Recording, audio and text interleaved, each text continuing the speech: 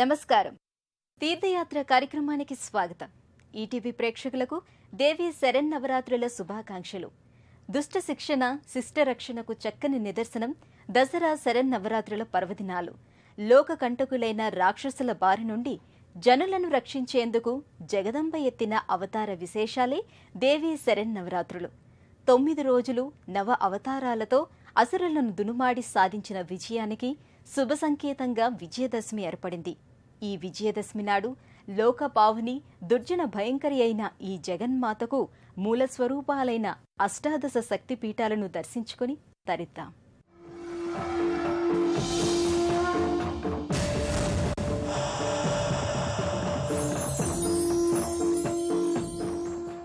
దాక్షాయినిగా, పార్వతిగా, దుర్గగా ఇలా శతవిధ రూపాలతో అవతరించినది ఆ శక్తిమాతయే. ఆది శక్తిపీఠాలు 4 శక్తిపీఠాలు 52 అని, ఉపశక్తిపీఠాలు మరో 26 అని పురాణవేత్తలు చెబుతున్నారు. ఆది శంకరాచార్యుల వారు సశ్లోకయుక్తంగా వివరించినది మాత్రం 18 శక్తిపీఠాలు. వాటినే అష్టాదశ శక్తిపీఠాలుగా దేశ విదేశాలలో విరాజిల్లుతున్నాయి. ఆ శక్తిపీఠాల గురించి తెలుసుకుందాం.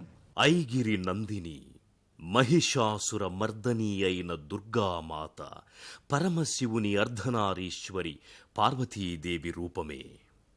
జగన్మాత పార్వతి సతీదేవి అంశతో పునర్జీవించిందని పురాణ వర్ణన. ఆ సతీదేవి ఆత్మార్పణ సందర్భంలో సతీదేవి శరీరాంగాలు, ఆభరణాలు పడిన ప్రాంతాలే అష్టాదశ శక్తిపీఠాలుగా వెలుగొందుతున్నాయి.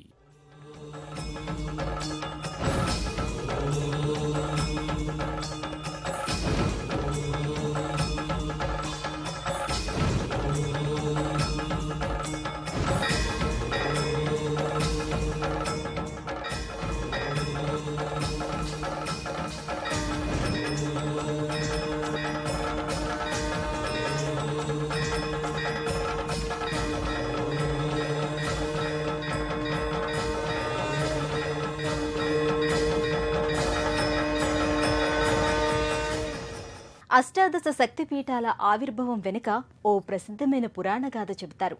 బ్రహ్మకుమారుడైన దక్ష ప్రజాపతి ఒకసారి యజ్ఞం తలపెట్టాడు. త్రిలోకాలలో ఉన్న అందరూ ప్రసిద్ధులను ఆహ్వానించాడు. కాని తన కుమార్తెలలో ఒకరితైన సతీదేవిని, అల్లుడైన పరమేశ్వరుణ్ణి మాత్రం కావాలని పిలవలేదు. పిలవకపోయినా యజ్ఞానికి వెళ్లిన సతీదేవి అనేక అవమానాలకు గురైంది. ఆ అవమానం భరించలేక సతీదేవి తన కాలి బొటన వేలుని గీటగా ఏర్పడ్డ అగ్నిగుండంలో పడి ఆత్మాహుతి చేసుకుంది. అది తెలుసుకున్న త్రినేత్రుడు ఆవేశపూరితుడై తన జటాజూటం నుండి వీరభద్రుణ్ణి సృష్టించి శివదూషకుడైన దక్షుణ్ణి సంహరింపచేస్తాడు. ఆ తరువాత స్వయంగా పరమేశ్వరుడు దక్షుని ఇంటికి వెళ్లి దగ్ధమైన సతీదేవి శరీరాన్ని భుజాన ధరించి మహోగ్ర తాండవం చేశాడట. ఆ రౌద్రతాండవానికి ముల్లోకాలు కంపించిపోయాయి. దేవతల ప్రార్థనతో విష్ణువు తన సుదర్శన చక్రంతో సతీదేవి కళేబరాన్ని ముక్కలు ముక్కలు చేశాడట. ఆమె శరీర భాగాలు, ధరించిన ఆభరణాలు లోకంలో ఎక్కడెక్కడ పడ్డాయో అక్కడల్లా ఓ పుణ్యక్షేత్రం వెలిసింది. అలా ఉద్భవించిన పుణ్యధామాలే శక్తిపీఠాలుగా వెలుగొందుతున్నాయి.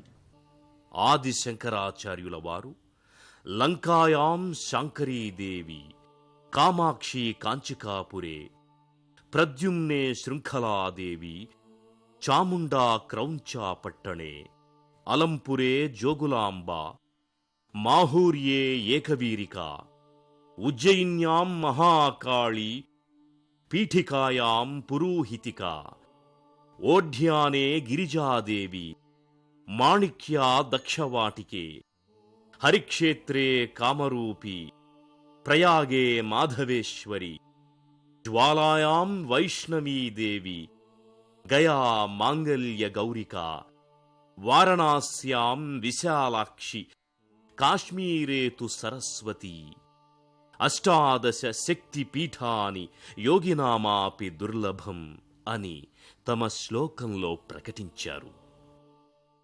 పుణ్యభూమిగా వేదాంగాలు, ఉపనిషత్తులు ఉద్భవించిన పవిత్ర భూమిగా వెలుగొందుతోన్న భరతభూమికి ఉపఖండంగా ఉన్న శ్రీలంకలోని ట్రింకోమలి అనే పట్టణాన శాంకరీదేవి ఆలయం అష్టాదశ శక్తిపీఠాలలో మొదటిదిగా ఆదిశంకరాచార్యుల వారు ఈ లోకానికి తెలియజేశారు.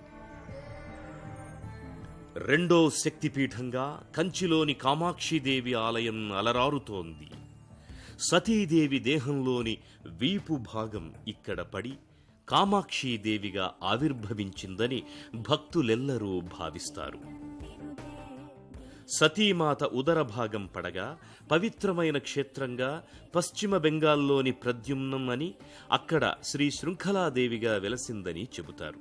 కాని నేడక్కడ ఏ ఆలయమూ లేదు. మహిషాసురుడు ఏలిన మైసూర్ మహానగరానికి 8-10 కిలోమీటర్ల దూరంలో ఉన్న ఓ కొండపై చాముండేశ్వరి ధామంగా వెలుగొందుతోంది.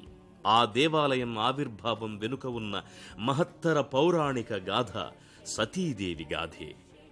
సతీదేవి తల వెంట్రుకలు పడిన ప్రదేశమైన ఈ సుక్షేత్రంలో చాముండేశ్వరి శక్తిపీఠమై భక్తులకు దర్శనమిస్తోంది.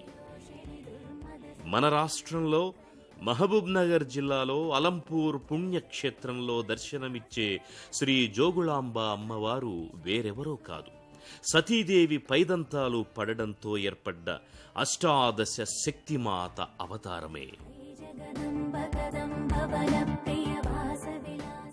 కావేరీ తుంగభద్రా చ కృష్ణవేణీ చ గౌతమి భాగీరథీ చ విఖ్యాతాః పంచగంగాః ప్రకీర్తితా అని పంచగంగల్లో ఒకటిగా తుంగభద్రను కీర్తించారు.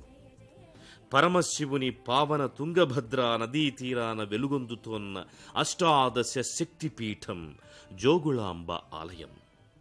క్రీస్తు శకం 566-757 బాదామీ చాళుక్యులు తమ పరిపాలనా కాలంలో ఈ క్షేత్రాన్ని అభివృద్ధిపరిచారు.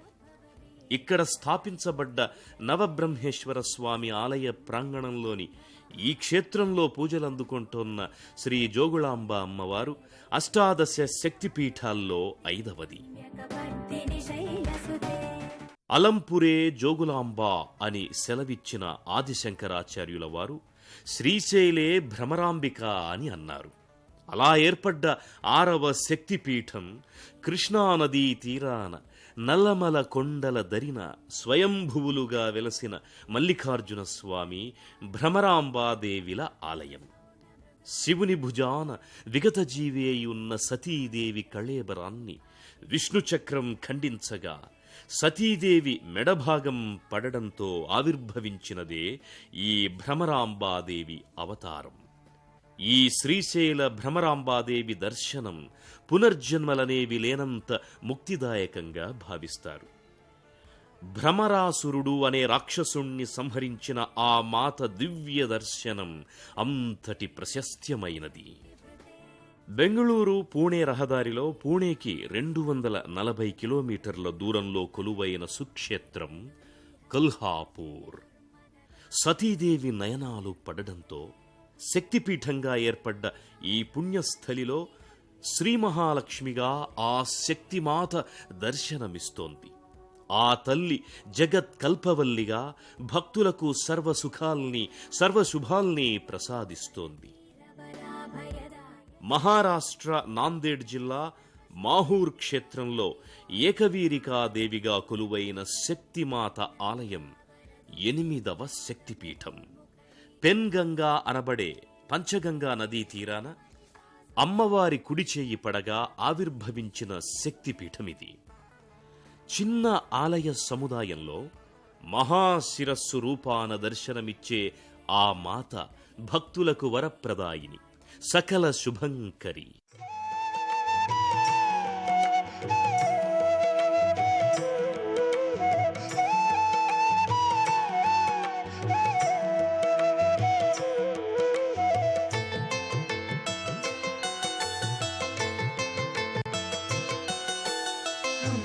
శాంభవి చంద్రమౌళిరమలా అపర్ణా ఉమా పార్వతీ కాళీ హైమవతి శివా త్రినయనీ కాత్యాయని భైరవీ సావిత్రీ నవయౌవన శుభకరీ సామ్రాజ్య లక్ష్మీ ప్రదా చిద్రూపీ పరదేవతా భగవతి శ్రీరాజరాజేశ్వరి. మోక్ష నగరాలలో ఒకటైన ఉజ్జయినిలోని మహాకాళీదేవి స్వరూపం శక్తిమాత పైపెదవి పడడంతో ఏర్పడ్డ 9వ శక్తిపీఠం. ఆ పీఠం పవిత్ర క్షిప్రా నదీ తీరాన శోభాయమానంగా వెలుగొందుతోంది. అంధకాసురుడు అనే అసురుణ్ణి సంహరించడంలో పరమశివునికి ఈ మహాకాళీమాత సహకరించింది. మహాశక్తిమాతగా విరాజిల్లిన మహాకాళి రక్తదంతికగా, చాముండగా స్కాంధ పురాణంలో వర్ణితమైంది. ఉజ్జయిని మహాకాళిగా, గఢ్ కాళీగా ప్రసిద్ధికెక్కిన మహాకాళీమాత ఉగ్ర మహోగ్ర స్వరూపిణియే కాదు, కోరిన వారికి కొంగు బంగారంలా వరాలనిచ్చే చల్లని తల్లిగా కూడా సాక్షాత్కరిస్తోంది. కళ్యాణి కమనీయ సుందర వపు కాత్యాయని కాళికా కాలశ్యామళ మేచకద్యుతిమతి కాదిత్రి పంచాక్షరీ కామాక్షి కరుణానిధి కలిమలారణ్యాతి దావానల మామంబా పురవాసిని భగవతి హేరంబ మాతావతు. సృష్టి స్థితి లయకారుకుల్లో లయకారుకుడైన శంకరుడు తన దేవి ఆత్మాహుతికి ఆగ్రహోద్రుగుడై భయంకరుడైనాడు. ముజ్జగాలు ఏకం పాకమయ్యేలా తాండవమాడుతున్నాడు. స్థితికారుడైన విష్ణువు సృష్టిని కాపాడుటకై తన చక్రాన్ని ఉపయోగించాల్సి వచ్చింది. ఆ పరిణామానికి సతీదేవి శరీర భాగాలు పడిన ప్రాంతాలు తీర్థక్షేత్రాలై మహిమాన్వితాలయ్యాయి. అటువంటి దివ్యక్షేత్రాలను దర్శించుకోవటం ఎంతో పుణ్యదాయకం. మన రాష్ట్రంలోని గోదావరి జిల్లాలో పూర్వం పీఠికాపురంగా పిలిచిన పిఠాపురంలో 10వ శక్తిపీఠం విరాజిల్లుతోంది. కుక్కుటేశ్వర స్వామి ఆలయ ప్రాంగణంలో ఉపాలయంగా దర్శనమిచ్చే చల్లని తల్లి పురోహితికాదేవియే. సతీదేవి ఎడమచేయి పడిన స్థలిగా ఈ క్షేత్రాన్ని చెబుతారు. ఇక్కడ మాత చతుర్భుజి అయి బీజ, పరశు, కమలం, మధుపాత్రలను ధరించి ఆశ్రిత జనమందారమై దర్శనమిస్తోంది. సతీదేవి నాభి పడగా ఏర్పడిన శక్తిపీఠంలో ఒడిషాలోని కటక్ పట్టణంలో గిరిజాదేవిగా ఆవిష్కారమయ్యింది మాత. భువనేశ్వర్ నుండి 120 కిలోమీటర్ల దూరంలో ఉన్న ఈ శక్తిపీఠాన్ని యయాతి కేసరి 10వ శతాబ్దంలో అభివృద్ధిపరిచారు. ఈ మాతను విరిజాదేవి అని కూడా పిలుచుకుంటూ కొలుచుకుంటారు. 12వ శక్తిపీఠం కూడా తెలుగు గడ్డ మీదే ఆవిర్భవించడం మన సుకృతం. విజయవాడకు 185 కిలోమీటర్లు, కాకినాడకు 17 కిలోమీటర్ల దూరంలో ఉన్న ద్రాక్షారామం క్షేత్రంలో భీమేశ్వర ఆలయంలో మాణిక్యాంబాదేవి రూపంతో అమ్మ దర్శనమిస్తోంది. 10వ శతాబ్దపు వేంగీరాజుల కాలంలో ఈ మాత వెలుగొందింది.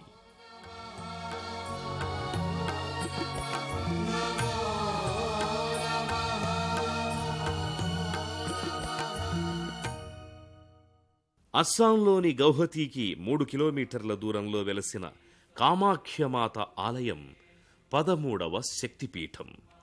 సతీదేవి కటిభాగం ఇక్కడి ఓ కొండపై పడగా ఆ పర్వతం నీలంగా మారి నీలాంచల్ అయ్యిందని, శివునితో తన మనోకామనను తీర్చుకునే రహస్య పవిత్ర స్థలి ఇదేనని పురాణ వ్యాఖ్యాతలు చెబుతారు.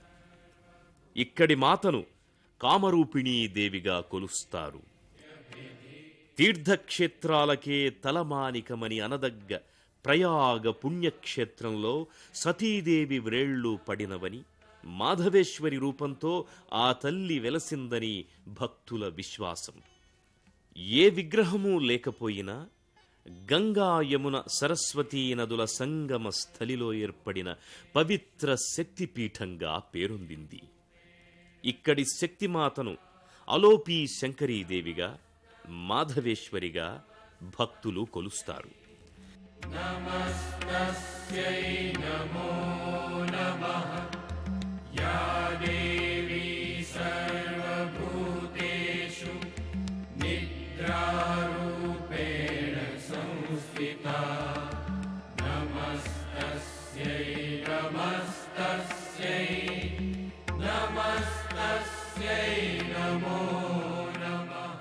హిమాచల్ ప్రదేశ్లోని దక్షిణ కాంగ్రా జిల్లాలో 14వ శక్తిపీఠాది దేవతగా జ్వాలాముఖీ దేవి భక్తులను అనుగ్రహిస్తోంది. జ్వాలా రూపంలో మాత విలక్షణ దర్శనం లభిస్తుంది.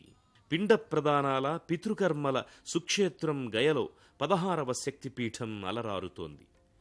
గయాసురుడు అనే రాక్షసుడి పేరుతో ఏర్పడ్డ గయ పట్టణంలో సర్వమంగళాదేవిగా ఆవిష్కారమైన ఈ శక్తిమాత సతీదేవి వక్షభాగం పడి పవిత్రతను పొందిందని పురాణ కథనం. భవానీ మాతా జననీ భవానీ మాతా జయ జయ దేవి జగదంబా మా జననీ భవానీ మాతా జననీ భవానీ కంచి కామాక్షి, మధుర మీనాక్షి, కాశీ విశాలాక్షి అంటామే, ఆ పరంపరలోని పరమపావన కాశీ పుణ్యక్షేత్రంలోని విశాలాక్షి సైతం శక్తిమాత అంశే. శివుని ధర్మచారిణి సతీదేవి తన పతికి జరిగిన అవమాన భారంతో ఆత్మాహుతవ్వగా ఆ మాత మృతకళేబరం నుండి మణికట్టు ఆ వారణాసిలో పడగా కాశీ విశాలాక్షిగా అవతరించింది. ఆదిశంకరాచార్యుల వారు శ్రీచక్ర యంత్రంలో పునఃప్రతిష్ఠించి మరింత మహిమాన్వితం గావించారు. ఇక ఆఖరి 18వ శక్తిపీఠం ఛత్తీస్గఢ్లోని దంతెవాడలో సతీదేవి పళ్ళు పడిన చోట దంతేశ్వరి ఆలయంగా అవతరించింది. అంబ పరమేశ్వరి అఖిలాండేశ్వరి అంబ పరమేశ్వరి అఖిలాండేశ్వరి ఆది ఈ 18 శక్తిపీఠాలు అష్టాదశ శక్తిపీఠాలుగా నిత్యము భక్తులతో కళకళలాడుతూనే ఉంటాయి. ప్రత్యేకించి దేవీ శరన్నవరాత్రుల 9 రోజులు మరింత ఉత్సాహభరితంగా పూజాదికాలు జరుగుతాయి. శిష్టజనుల పూజా పునస్కారాలు మడి ఆచారాలతో, అభిషేకాది పూజాక్రతువులతో, హోమ యజ్ఞయాగాదులతో సాగుతాయి. శక్తిపీఠాలన్నింట భక్తి పారవస్యాలు ఉత్తుంగ తరంగాల్లా ఎగసిపడుతుంటాయి. మాతా సతీదేవి పార్వతిగా, దుర్గగా, అష్టాదశ శక్తిపీఠాలలో ఏ పేరున ఏ అవతారికగా వెలిసినా ఆ పరమేశ్వరి మనందరి ఈతిబాధలను ఈడేర్చి కాపాడుతుంది. సర్వ ఆపదల నుంచి వెన్నంటి రక్షిస్తుంది. ఆ జగజ్జనని అపార కరుణ మనందరిపై ఉంటుందని ఆశిద్దాం. మరోసారి దసరా శరన్నవరాత్రి శుభాకాంక్షలతో సెలవు. మరో తీర్థయాత్ర కార్యక్రమంలో మళ్ళీ కలుసుకుందాం. నమస్కారం.